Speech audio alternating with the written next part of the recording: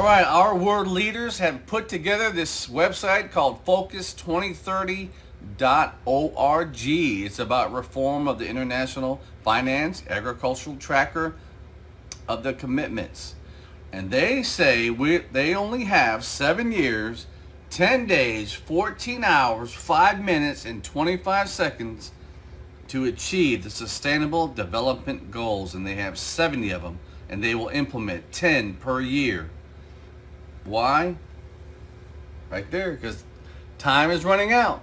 They only have 7 years and 10 days to complete what they've begun. The New World Order is going to start December 31st, 2023. So they can begin all their plans that they have put together, and it's all about control the food, control everything. And they know they only have a short time. Satan knows his time is short. And I know that he's told them that Jesus Christ is coming in 2030 and they must get on with their evil doings. They are so anxious to do all this stuff instead of trying to do what is right to make the world a better place.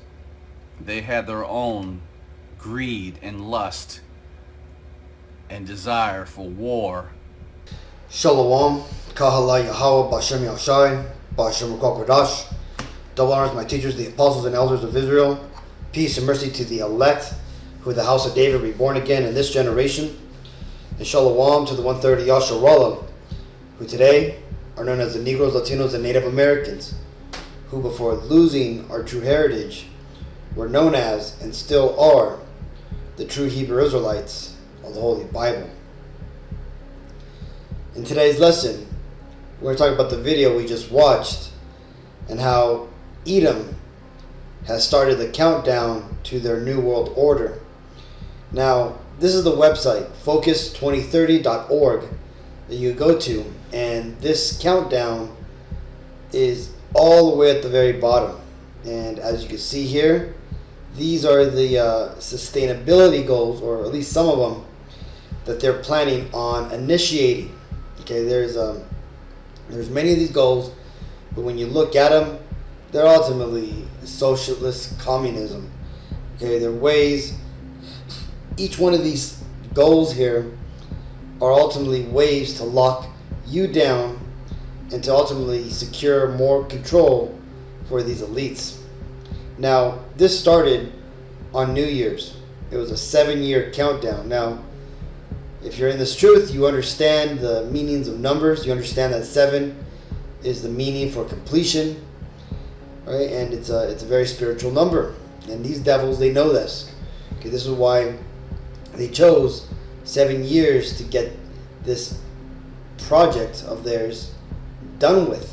Okay, because by the end of these 7 years, they will hope to have changed the face of the earth politically, economically, morally, and spiritually. These devils want to bring forward a one world order that's based off of socialism, basically communism, and that's satanic at its core. Where you're going to basically worship yourself and them. You're not going to worship a singular God, right? They want to do away with the Bible. Okay, and trip out on this. I was watching some clips today, just scouring the internet like I always do, and there was a clip showing how on that really famous movie, at least in this truth, that is, the Book of Eli, there's Easter eggs in there showing that the end of the disaster that happened in that movie, it started in 2024, right? The same year that this here started. So could that be predictive programming? Could be. I wouldn't put it past these devils.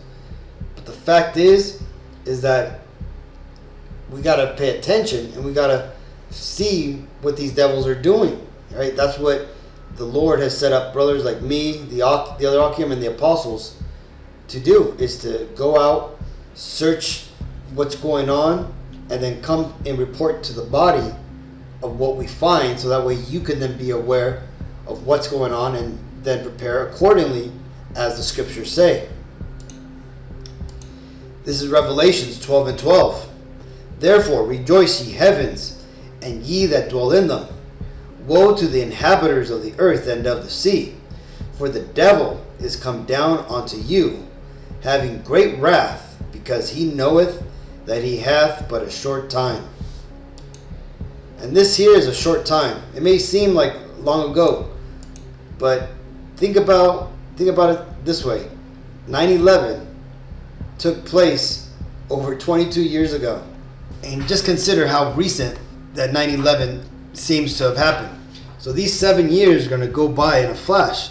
Now, I doubt that we're going to get to the 7 years. And why is that? Well, because when you understand the prophecies in the Bible and what needs to come to pass before the second coming of the Messiah, it doesn't seem that there's going to be 7 years left in this world, because the two major prophecies that have to come to pass is, one, the mark of the beast, which is the RFID implantable microchips that are going to go in your hand or in your foreheads by companies like Neuralink and Verichip. Those have to be made mandatory. Not just, got to be out on the market, but they have to be made mandatory for all the people of the world. The other big prophecy that's left is World War III. World War III has to kick off, right? And it has to be in full swing before the second coming of the Messiah. Now, that being said, when you look at what's going on over there in the Levant area, right, East Asia, with Israel and all the craziness that we're hearing about, with all the armies building themselves up and sending their troops and their equipment over there, that is not going to stand still, and people aren't going to basically do nothing for 7 years. No, World War III is on the verge of breaking out. Okay, and what does the Bible say about that? This is Job 20:23. When he is about to fill his belly, God shall cast the fury of his wrath upon him, and shall rain it upon him while he is eating. Okay, and that's ultimately what we're seeing. We're seeing that right now these devils are falling into delays. Right? There's always problems coming up. They're being sued. Their agenda is being stopped in different countries. Right? You're getting things revealed that they don't want to be revealed. Right? The Lord is throwing a monkey wrench into their plans. Right? And that's a beautiful thing, that the Lord is ultimately destroying the plans of the wicked. Okay? And the thing is this is why I say I doubt it's going to get to the 7 years. Right? The Lord is likely to return before that. But again, like the scriptures say, no man knoweth the time or the hour that the Lord is going to come. So hence, nobody knows when this day is going to be. So there isn't going to be some deep prophet out there and or saying that, the Lord's going to come back in 2028 and blah blah blah at this time. No, that's all a misconception. You see, anybody who tries to say that they know when the Lord's coming back, that right there is a full-scale sign that they are a false prophet, right? And that they're actually trying to make the Lord a liar. Because again, the Lord said that no man knoweth the hour. Okay? And for you to try to say that you know the hour, or for people to try to say they know when the Lord's going to happen, they're trying to prove the Messiah wrong. Okay? So, that being said, what advice does the Bible give us? This is Micah 2:10. Arise ye and depart, for this is not your rest. Because it is polluted, it shall destroy you, even with the sword destruction. So this is what the Lord has given us as instructions for what we should do. Okay? Once we have identified that we are in Babylon, what should we do? Well, it tells you here we have to depart. Now, this doesn't mean to physically depart, right? It doesn't mean to get in your car and drive south of the border or north of the border, get out of America. No. right? Judgment is going to follow you no matter where you go. And likely, you're here in America because this is where you're going to be delivered, or you're at wherever you're at, because that is where the Lord is more likely going to deliver you from. So, what does that mean? Well, that means that there must be another way of departing out of America, out of Babylon the Great. Well, there sure is, and it tells us here in Jeremiah. This is Jeremiah 51:6. Flee out of the midst of Babylon, and deliver every man his soul. Be not cut off in her iniquity, for this is the time of Yahweh, Ba'ashem Yahushai's vengeance. He will render unto her a recompense. So, how do you deliver your soul? Well, do you breathe into a box? Do you go down to the store and ask them to pull your soul out? No. The way you deliver your soul is by repenting, right? Coming back to the old ways, coming back to your true nationality, okay? By coming back and delivering your soul by repenting and doing those things which the Bible tells you is pleasing unto the Lord, and by studying the Bible, what you're doing is you're building up your spiritual garment, right? Which is what you're going to need to be able to stand in front of the Lord to then, receive that salvation, okay? And that is how you deliver your soul, okay? So if you're here in America, you should stay in America, okay? If you got to move, you got to move.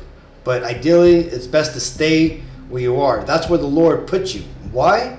Well, because He needs you in that location, okay? Remember, the Lord, what does the scripture say? That not even a sparrow falls from the sky without the Lord approving it, okay? So if the Lord has to approve that, the Lord had to approve you being where you are, okay? So don't try to change plans. Don't try to upset prophecy, or you're going to find yourself fighting against the Lord, and hence you're going to have curses come upon you, right? You're going to start having a lot of messed up things happening to you.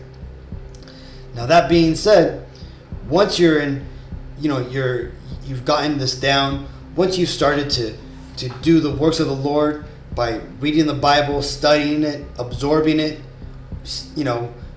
meditating upon it, which simply just means thinking about it and, basically going deep into it, right? Watching these lessons, getting more understanding, getting, the true narrative of the Bible.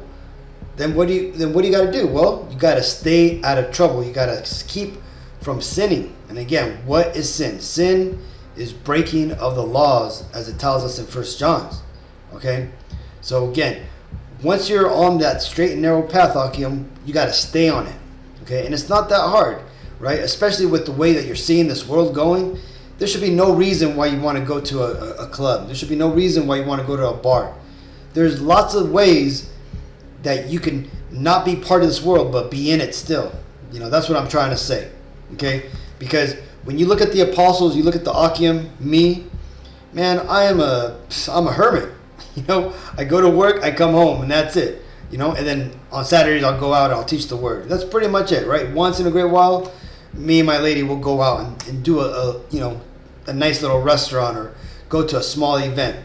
But for the most part, I'm a homebody, right? And that's what you, Akim, should be too, right? Because again, if you haven't been watching the news, man, seeing all the crazy things that are going on in these cities, especially now with all these international immigrants coming around, purposely stirring things up, right? You have the youth of America just going crazy.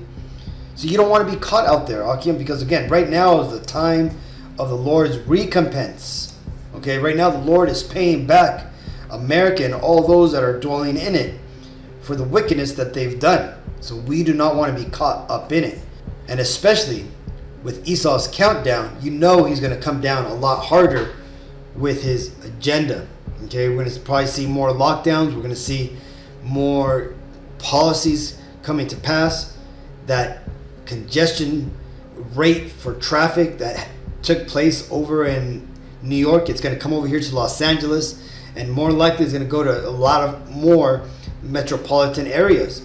And this is to get us out of our cars, right? You're going to start seeing change in the food. You're going to start seeing more poison being pushed out. So again, right, the scriptures say, right, woe unto the inhabitants of the earth and the sea. because the devil has come down onto us. And that's why we got to start becoming more focused ourselves. Okay, just like Esau's trying to get focused there, we got to get focused there. Okay, do the rightful works, right? And keep your head on a swivel and make sure that you're doing what's pleasing to the Lord. If you mess up and you go off of, repent, right? Remember, nobody's perfect, and a just man falleth 7 times, but he gets up. Okay? So Akim, just wanted to show you this video, wanted to show you this website so you could see what these devils are about, man. Because again, ultimately, all this is going to come down to this. This is Revelations 13 and 16. And he causeth all, both small and great, rich and poor, free and bond, to receive a mark in their right hand or in their foreheads, and that no man might buy or sell, save he that had the mark, or the name of the beast, or the number of his name.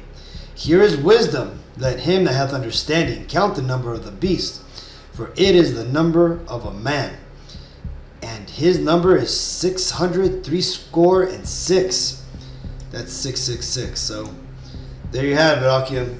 These devils are marching towards their goal. And you got to just remember, we got to stay out of their way while the Lord continues to destroy them. So hopefully this video was edifying. Until next time, I want to give all honor, glory, and praises to Yahweh, Ba'Shem Yahushai, Ba'Shem Ruach HaKodesh. Shalom.